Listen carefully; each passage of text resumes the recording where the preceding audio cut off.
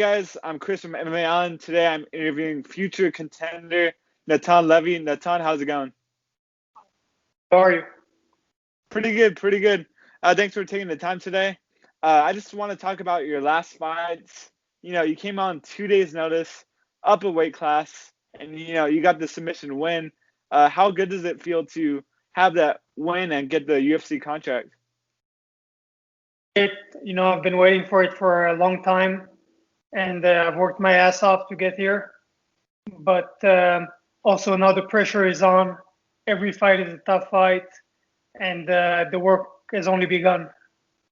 hmm And how good did it feel competing up a weight class? And will you pursue a career at 155? I will pursue 155 for now. So right now, no more 145 for the foreseeable future. Got it, got it. And like how good did it feel to compete at that weight class? And like, did you feel like you were at your best at competing at 155? Even on 2 days' notice, and with a weight cut, from going from 0 to 100 on the weight cut, I felt good, and I think it was my best performance yet against my best opponent yet. So I think everything went well, and I'll stay there. And when are you looking to compete in the octagon, making your UFC debut? Like when might we see you back in the octagon? Beginning of 2021, and I'm always training like 3 times a day. I took a week off after the fight, did some PI testing, so I missed a few training sessions, but I'm back on the mat. I'm back to Jiu-Jitsu and all that stuff, and now I'm starting to train at the PI, so I'm going to be an even better athlete. And really, I'm just going to be ready in case something pops up, some short notice fight. Maybe somebody gets the COVID again, I can jump in. Yeah.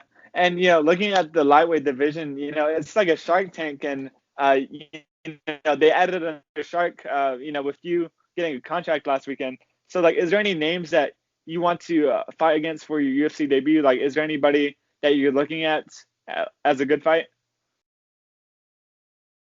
Not really right now. I'm going to start looking around a little bit soon, but this week I just wanted to.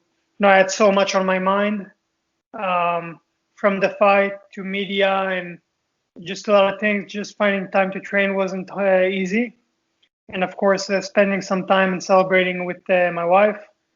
So now everything's calming down a little bit, and I got more time to start watching some fights and seeing who I like. And like you had it easy in like Las Vegas. The UFC Apex is like right in your backyard. Like how was the process of getting the call from the UFC to step up on short notice? It was surprising. It was a Sunday afternoon when I got the call to fight, and from that moment it was just straight to my coach's house to start cutting weight. Next day weigh-ins, then we get COVID tested the day prior, and weigh-ins, go to the hotel, and just stay there until the fight. So it was pretty easy. It's a good feeling to finish a fight, go to the hotel, get in your car, and just drive home instead of waiting for tomorrow's flight and that kind of thing. And like you're like awaiting to fight again in early 2021. Would you rather fight in your backyard in Las Vegas, or would you take a vacation to Fight Island? Vacation to Fight Island to corner a friend of mine, Mark Striegel. So I'd rather fight in Vegas, but whatever the boss says, I'll make it. Got it. And I guess moving away from fighting and like all the fame that came with it, you were born in Israel.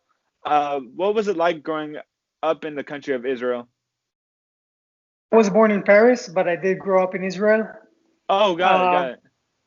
Yeah, it's it's different childhood from the U.S. and every country is kind of different, I guess. From culture to also being, it's not what people think. Like it's not a war zone or anything, but you always have to be a little bit cautious where you go. Uh, your mom doesn't want you to leave the house too much because there could be a terrorist attack and things like that. Like that's our reality over there. Sometimes there's missiles and you got to go, to the basement just in case. And again, it's not a war zone or anything, but just to be on the cautious side because sometimes these things do happen. Hmm. And yeah, looking through all the websites, it says that you were born in Israel. Like, what's like, how many years old were you? Like, when did you move to Israel from Paris? It kind of happened twice when I was 2 months old and started, to like grew up in Israel. And then I left and came back when I was 5 years old. Oh, Basically, I gotcha. didn't do shit. I was a baby with my parents. Yeah. And you went to one of the best MMA gyms in the world. You have John Wood as team captain, and then you have Jojo Calderwood. You have Roxanne Modafferi. There's a lot of training partners that you might know. I mean, that you know of. But what made you want to choose Syndicate MMA out of all the gyms in the world? It's when I joined, especially it was a young gym with hungry fighters. I didn't want to go. Everybody has an opinion, and everybody's opinion was like, why don't you go train with that world champion and that world champion and that world champion? And I understood that, first of all, if I go to that gym, nobody's going to care about me and nobody's going to give me the time of day. And even if I do get that chance of training with that world champion, he's going to kill me. And I ain't going to do any good for him, and he's not going to do any good for me. I much rather, that's what I did, train with like good amateur fighters that, after a few months of training, I can give them like a run, I can give them a good fight. And they're probably going to beat me up most of the time, but at least I'm going to be able to learn some things. I'm not going to get crushed. And the whole team was like, most of it, there was a few UFC fighters and a few pro fighters, but most of the team that was successful amateur fighters with a crazy winning record. The first year I was in Vegas, the team's winning record was on a board, and it was like over 100 wins and like 7 losses or 9 losses, something like that, something crazy. And I joined them and became a successful amateur. They went on to being pros and successful pros. I went on right after them to become a pro and a successful pro. And now we're all together getting into that UFC level. Jordan Levitt, Sherrod Blackledge, who just fought on the Contenders for the second time, and he's going to be back, stronger than ever. Mm-hmm. I just signed with the UFC. So I think it says more about the gym when you have like a few people who are basically from nothing, maybe one from karate background, one from a wrestler, one from a boxer, but they're not MMA fighters, and they're not great. My friend that's a wrestler, Jordan, he wasn't an Olympian or anything. He was a decent wrestler. Same with me. I was a decent karate guy. But somehow John Wood managed to turn all of us into UFC level fighters.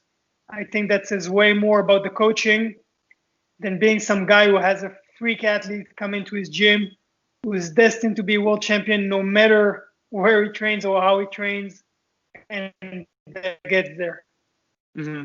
And like turning pro, you had all of your fights in LFA before Contender Series, and I watched your fight live, your last fight, LFA fight, live before the Contender Series. But what can you say about fighting inside a promotion like LFA, like before going to the UFC?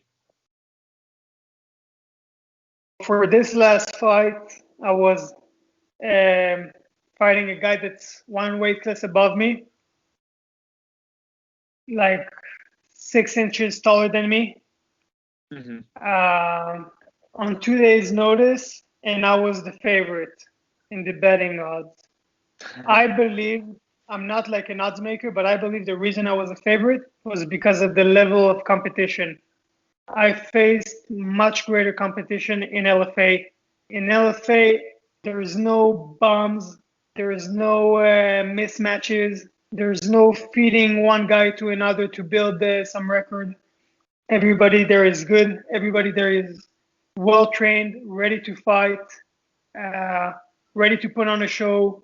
It's aired on UFC Fight Pass. Um, it's really, there's a reason why it's the biggest UFC feeder, because when people meet other high level, even if you lose sometimes, you're going to get stronger. When you win, it's not going to be easy. It's going to make you stronger. And slowly you climb.